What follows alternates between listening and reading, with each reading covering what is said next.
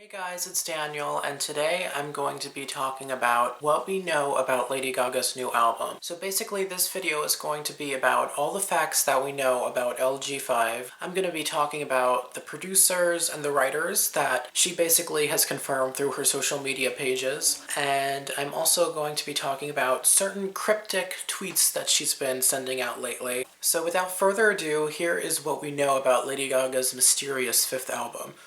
One thing that we do know a lot about, it seems, are the producers on this next album. Keep in mind that these are just producers that she's been hanging out with, that she basically confirmed that she's working with them. It doesn't necessarily mean that they're going to be at, the final product. One of the producers that we know that she's worked with is Red One. For those of you who don't know, Red One was a producer that worked with Gaga since the beginning. Since she really broke out and became a huge success, he made songs like Just Dance, Poker Face, Love Game. He did Bad Romance, Alejandro Judas, and then he did a couple of fan favorites like Shaisa. She really sort of took a break working with Red One after the Fame and the Fame Monster. With Born This Way, he was only credited for 3 songs, I believe, on the album. And with Art Pop, he's only credited for co-writing 1 song on the entire album, which is Gypsy. Not even producing it. So she sort of really pushed away Red One. Until now, apparently. I think even over a year ago, she posted some pictures on Instagram with Red One. She tweeted about Red One. At the end of the day, she's not necessarily only working with him because they've been successful with collaborating, but also he's just a great pop producer. If you listen to any of those songs that he worked with Gaga, you'd notice that they're all really catchy, they're all really well produced. So I feel like it's a very smart thing that she decided to collaborate with him again.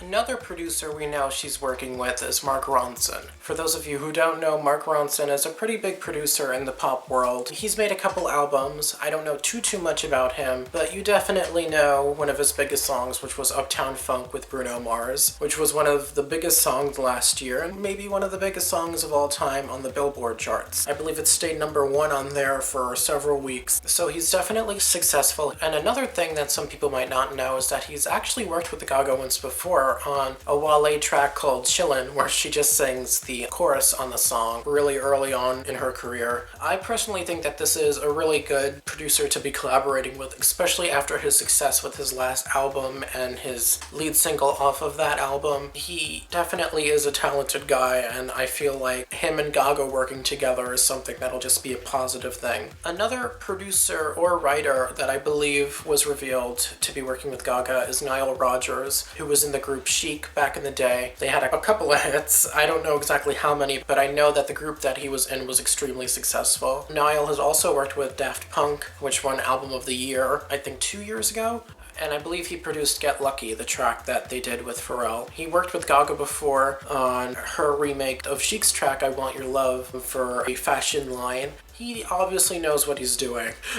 He's considered to be a legend by several artists, and he definitely knows how to make a good hit song. And I know a lot of people might be frustrated by the fact that I'm constantly bringing up the fact that all the people that I'm naming so far have written or produced hits, but I believe that information is of value. Another person that might be working with Gaga on the next album is Diane Warren, who's worked on the track Till It Happens To You with Gaga, which gained a lot of popularity, especially during awards season, where it got nominated for a Grammy and an Oscar. And Diane has worked on several hits for other people like Aerosmith, a lot of different hits in the past that's been nominated for Oscars. So it's obvious that she's a really good songwriter, especially after the success of her previous collaboration with Gaga. The last person that I believe we know is confirmed to be working on LG5 is the legendary Sir Elton John, who obviously has plenty of hits and plenty of recognition, a very respected artist. He's also done duets with Gaga in the past. With Speechless at the Grammy Awards, he did a collaboration with her track Art Pop during her Muppet special. And just to clarify, Diane Warren and Elton John are going to be writing on the album, supposedly, not producing.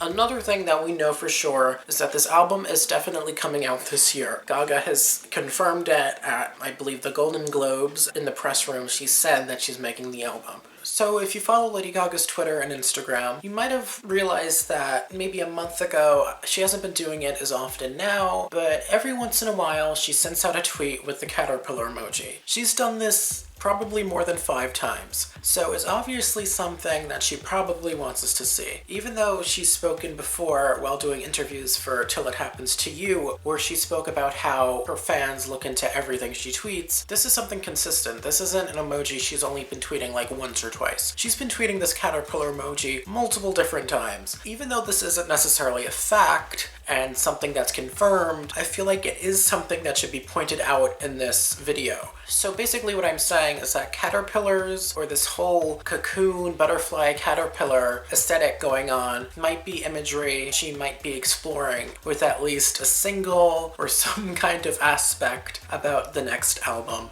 Another thing that's been appearing a lot on Gaga's Instagram and Twitter feed has been her hanging out with the producer Mark Ronson, which I talked about a little earlier. Lately, she's been seen leaving her New York apartment, as well as just simply hanging out with him and his whole entourage with a bunch of instruments. So it's safe to say that Mark has a significant hand in this album. Maybe it's not just 2 songs, maybe it's a bunch, but something that we know for sure is that Mark Ronson seems to be playing a very big role in Gaga's life within the past couple months. At the Golden Globes, she wore a rather conservative look compared to what she usually dresses like, so one of the interviewers in the press room asked her if her new music will be reflecting her outer appearance. She basically responded by saying that she really doesn't know, that she's actually still forming the imagery in her head. So this leads me to believe that she's definitely not going to be dressing as conservative and I guess normal as some people would say. I feel like it's safe to say that Gaga will be definitely dressing a lot more on the innovative side than she has been lately, which is a positive thing for fans like me who sort of like conceptual albums and like somebody following a theme. More recently with her looks, she's been wearing fashion and her hair almost like a rock star. Even though that's not necessarily a fact and more so an observation, I think it's safe to say that rock and roll might have some kind of an influence on this album. Not necessarily that the genre of Gaga's 5th album is going to be rock and roll, but maybe the album will sound more instrumental, especially since she's been going around with Mark Ronson. It might be something like Born This Way, where, you know, she wore a lot of leather jackets and motorcycles were a big part of the imagery and aesthetic. Born This Way obviously isn't a rock album, but the imagery is definitely inspired by rock and roll. But I wouldn't be surprised if she actually dives into some type of rock and roll elements. She's been making a lot of acquaintances and friends who specialize in rock and roll music. Okay, well that about does it with this video. I hope you guys enjoyed it. If you enjoyed it, please click the thumbs up, and if you want to see more videos like this, I'd really appreciate if you click the subscribe button. I'm just starting out on YouTube. This is only my 2nd video. If you want to watch my first video, you could click here. I spoke about one of the newest reveals from the new Power Rangers movie that's actually going to be coming in theaters. It's a big movie. It's going to be produced by the same company that took care of things like The Hunger Games and Divergent. So if you're into that sort of stuff, I'd really appreciate if you check out that video. And as always, you could follow me on Twitter and Instagram at blackandblue572, as well as other social media that I'll be putting in the description box below. Okay guys, thanks for watching. I'll see you next time. Bye!